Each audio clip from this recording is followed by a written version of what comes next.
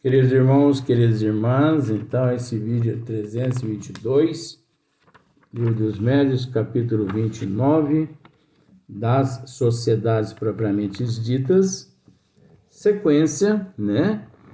Então, aqui, tratando desse assunto, o silêncio e o recolhimento são mais fáceis e tudo se passa como em família. Aí Kardec dá sequência. As grandes assembleias excluem a intimidade pela variedade dos elementos de que se compõem. Então, de fato, lidar com uma grande assembleia de pessoas é muito mais difícil, dá muito mais trabalho. A dificuldade é imensa, né? Então, por isso que Kardec recomenda grupos menores. Então, que se compõem. Então, exigem sedes especiais. Então, olha para você como é que são as coisas. Chega-se um período que essas sociedades, elas exigem sedes especiais, recursos pecuniários e um aparelho administrativo, né? Desnecessário nos pequenos grupos. Então, nos pequenos grupos, dispensam-se esses recursos pecuniários e também esses aparelhos administrativos, né? Que acaba sendo desnecessário nos pequenos grupos, né? Então, uma contabilidade, advogados, você tem que filiar aquela sociedade, aquele local que você trabalha, você tem que filiar aquilo à justiça da terra. Então, por ser um pouco maior, exige tudo isso, né?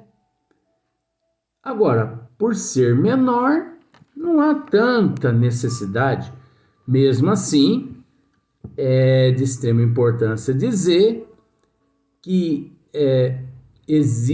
existindo a Federação Espírita Brasileira, a União Espírita Mineira, ou a União do Estado onde que a pessoa mora, existindo as AME, né, que é a Aliança Municipal Espírita, então todos esses centros espíritas devem se filiar a esses órgãos, porque eles que são os órgãos responsáveis por tratarem assim de assuntos mais burocráticos, né? Então é preciso. Agora, quando mais pequena, quando a instituição é enorme também, é necessário. Mas as instituições, pelo fato de assumir o nome de instituição, aí já entra mais burocracia, que exige maiores atenções dos advogados, da contabilidade, prestação de conta ao governo a respeito de tudo que arrecada, de tudo que a instituição passa para frente, de forma que é preciso andar de acordo com a lei, né?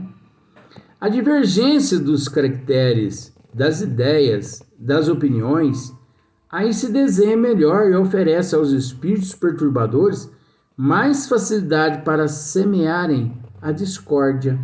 É lógico, num grupo maior, pelo fato de nós lidarmos com um número maior, né, com um fluxo maior de pessoas, é natural que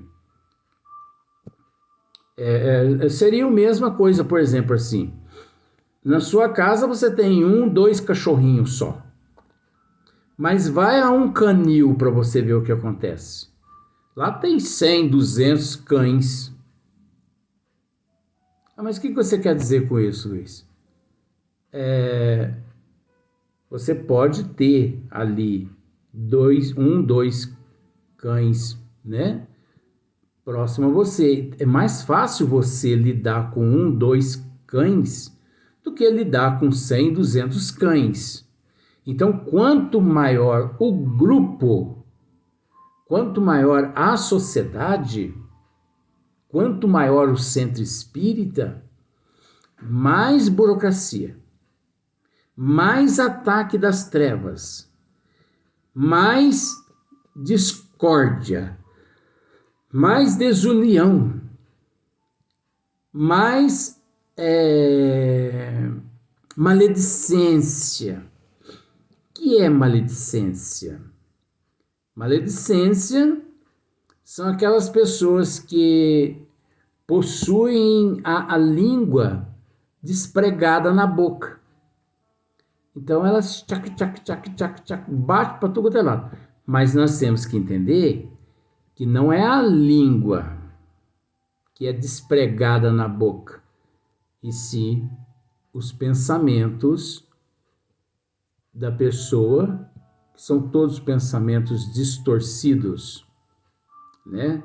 Que já faz parte de uma má índole, tanto moral quanto caráter e também intelectual. Pode observar para você ver. Na íntegra, toda pessoa que é portadora da maledicência, ela possui um transtorno obsessivo, transtornos neurológicos, transtornos relacionados ao caráter, relacionado à moral, ao intelecto. São pessoas, assim, que já trazem uma disfunção de vidas passadas. Por isso, ali se encontra. E se nós pararmos para observar, nunca que devemos reclamar daqueles que frequentam a casa espírita e que, de certa forma, são vistos por nós mesmos como pedra no nosso sapato. Você sabe por quê? Porque nosso Senhor Jesus Cristo veio para quais seres? Nosso Senhor Jesus Cristo não veio para os sãos, e sim para os enfermos, os doentes da alma, os doentes do espírito, os cheios de chagas. Até porque, aqui na Terra, com todo respeito, que merecem muitos, não existe sãos, e sim enfermo. Por ser um mundo de expiação e prova, ainda o número é maior de enfermos.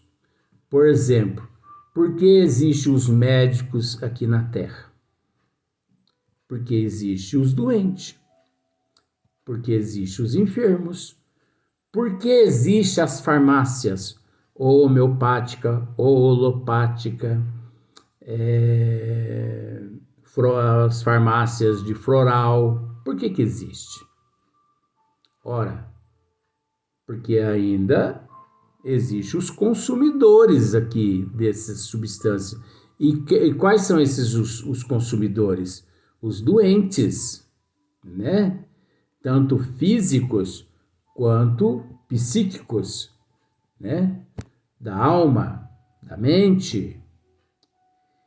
Então, nós não devemos reclamar daquelas pessoas que na casa espírita ali existem, porque semelhante atrai semelhante. Semelhante atrai semelhante. Nós devemos dar graças a Deus quando nós descobrimos o que é, de certa forma, um espinho no nosso sapato. Você sabe por quê? Porque se você tem conhecimento do que, de fato, é um espinho no teu sapato, você vai passar a andar com mais cautela para que o espinho não adentre o teu pé afora. Então, a melhor situação que existe, a melhor coisa que existe, é você saber o que te aflige, o que te incomoda. É a melhor coisa que existe. Agora, você quer saber uma das piores coisas que existe? É quando você não tem conhecimento do que realmente te aflige. A pessoa chega e te pergunta, o que lhe acontece, companheiro? Sabe que eu não sei. Eu estou sentindo isso, sentindo aquilo, sentindo isso, sentindo aquilo, só que eu não sei o que está me acontecendo. Significa que aquela pessoa ainda não sabe que ela tem alguém que lhe ataca mentalmente ou verbalmente. Então nós temos que dar graças a Deus às pessoas nas casas espíritas descer a lenha na gente. Porque é assim, coloca a nossa paciência em prova e a gente ora mais com paciência, resignação e aceitação, né? Então, continuando. Quanto mais numerosa é a reunião, tanto mais difícil é conterem-se todos os presentes. Então, você está observando que aqui Kardec, ele o Kardec não adentrou aquele processo preparo disciplinar. Ele já está bem adiantado. Agora, por que isso acontece? Justamente para que possamos trabalhar o nosso raciocínio, né? Olha só, quanto mais numerosa é a reunião, de gente, tanto mais difícil é conterem-se todos os presentes, não é verdade? Olha para você ver como, por exemplo, numa escola, quando os pais são chamados, né, para uma reunião com o reitor da faculdade, né? Então, comparecem 80 pais, né? Os pais. 80. E ali, todo mundo quer falar. E o reitor expõe as ideias dele, e as ideias dele quase sempre não são acatadas, porque as 80 pessoas possuem uma opinião diferente. Mas se esquecem que o reitor expôs é lei, não criada por ele, e sim leis criadas pelo Ministério da Educação. O reitor está apenas repassando aos pais como serão as programações dali em diante, né? Mas os 80 pais não chegam a um consenso. E é aquela algazarra, aquelas pessoas falando tudo quanto é coisa. E não chega a lugar nenhum. Agora, se tem ali só uns 10 pais, fica mais fácil do que 80. Porque o reitor fala, gente, por favor, silêncio, deixa eu explicar melhor. E por aí em diante vai. Cada um quererá que os trabalhos sejam dirigidos segundo o seu modo de entender, tá vendo só? Nós estamos usando outros itens semelhantes, mas que tem a ver com os itens aqui expostos por Hippolyte Léon Denisard Rivail, né? Então, cada um quererá que os trabalhos sejam dirigidos segundo o seu modo de entender. Por isso, a necessidade do conhecimento através das 5 obras básicas da doutrina. Porque aquele que estuda a doutrina, principalmente as 5 obras básicas, ele não exige nada, não cobra nada e ele não impõe, porque ele sabe que a doutrina dos espíritos tudo possui. Então é uma questão de disciplina, de respeito uns aos outros, né? Que sejam tratados preferentemente os assuntos que mais lhes interessam. Alguns julgam que o título de sócio lhes dá o direito de impor suas maneiras de ver. Outro equívoco, né? Tem casas espíritas que cria aquele carnezinho onde aquela pessoa, ele se torna um associado, onde todo mês ele contribui com uma quantia ali em dinheiro. Por exemplo, todo mês a pessoa dá R$100. Tudo bem. Mas existe isso, gente. Por incrível que pareça, existe isso no Brasil. Então, esses que possuem esses carnê e que contribuem, eles acham que são assim associados, né? Como está escrito aqui, acham que são sócios, aliás, sócio. Eles acham que são sócios daquela casa espírita ou daquela agremiação, né? Porque existe isso também. Então a pessoa fala até grosso, fala alto, porque ele acha que manda. E principalmente em casa espírita, quem manda é Deus, é Jesus, é Kardec. Escreva isso aí para você ver, ó. Deus é a casa, Jesus é a porta e Kardec é a chave. Mas e os encarnados? São aqueles que têm a chave em mão, que vai e abre a porta.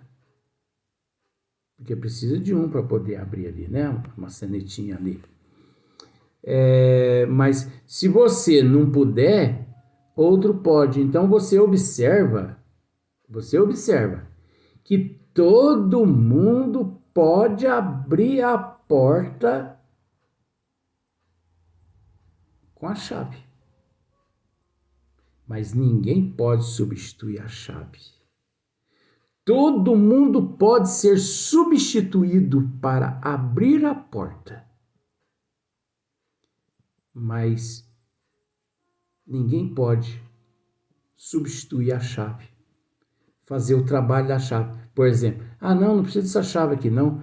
Enfia o dedo lá no buraco da fechadura para você ver se você consegue abrir a porta. Deus é a casa. Jesus é a porta. Kardec é a chave. Ninguém é capaz de fazer o que Kardec fez e faz por nós até hoje. E isso por toda a eternidade. Eu acho que não vai aparecer outro ser igual Kardec e fazer o que Kardec fez. Daí a pugnações, uma causa de mal-estar que acarreta, cedo ou tarde, a desunião e depois a dissolução. É isso que acontece, né? A desunião e depois a dissolução. Dissolução do grupo. Então, por exemplo, numa reunião, numa casa espírita, 20 membros que não são lá, que não trabalham na unanimidade, que não fazem parte de um processo homogêneo, que reconhecem que são melhores uns dos que os outros, que acha que a casa espírita ali ele é sócio e que por ele ajudar ali ele tem o direito de mandar e desmandar. Chega um momento que qualquer assunto leva à desunião e qualquer assunto leva à dissolução. O que é essa dissolução? O que é dissolução? É quando aquele grupo se desfaz. Se desfaz. Dissolução. Umas pessoas vão embora para um lado, outros vão embora para outro, outras para outra, outras para outra. A casa espírita que eu frequento mesmo, ela sempre passou por certos processos de dissolução, mas não de desunião. Dissolução por falta de uniformidade, por falta de homogêneo. Dissolução, mas não por desunião. Dissolução pelo fato do nome do mentor espiritual da casa que nós frequentamos ser um nome de peso. Professor Eurípides Barçanufo. Não é qualquer um que consegue carregar sobre os ombros a responsabilidade o qual esse nome possui. Esse nome pesa no ombro da pessoa. Sabe por quê? Porque seguir o professor Eurípides Barçanufo é o mesmo que você seguir o nosso guia e o modelo o qual nós devemos seguir, que é nosso Senhor Jesus Cristo. Deixar de seguir o professor Eurípides Barçanufo é o mesmo que abjurar o Cristo. É o mesmo que abjurar o Cristo. Porque, segundo consta, o professor Eurípides Barçanufo foi o primeiro mártir do cristianismo a dar a vida física pelo Cristo. Você sabia disso? O professor Eurípides Barçanufo, consta-se que ele foi o primeiro mártir a dar a vida física por nosso Senhor Jesus Cristo. Ele não abjurou. Onde é que está escrito isso, Luiz? Livro Corina Novellino, A Grande Espera, livro A Grande Espera, médium Corina Novellino. No livro, eu vou facilitar para você, no livro, o professor Eurípides Barçanufo, lá naquela época, praticamente na época dos essênios, ele se chamava Marcos. E Dr. Bezerra de Menezes, na época, chamava, se não me falha a memória, Lisandro, acho que é Lisandro mesmo. A Grande Espera, de Corina Novellino. Então, para você ver, nós temos que estar informado para poder passar estas informações, mas nós vamos tratar ainda da desunião e da dissolução aqui ainda no próximo vídeo.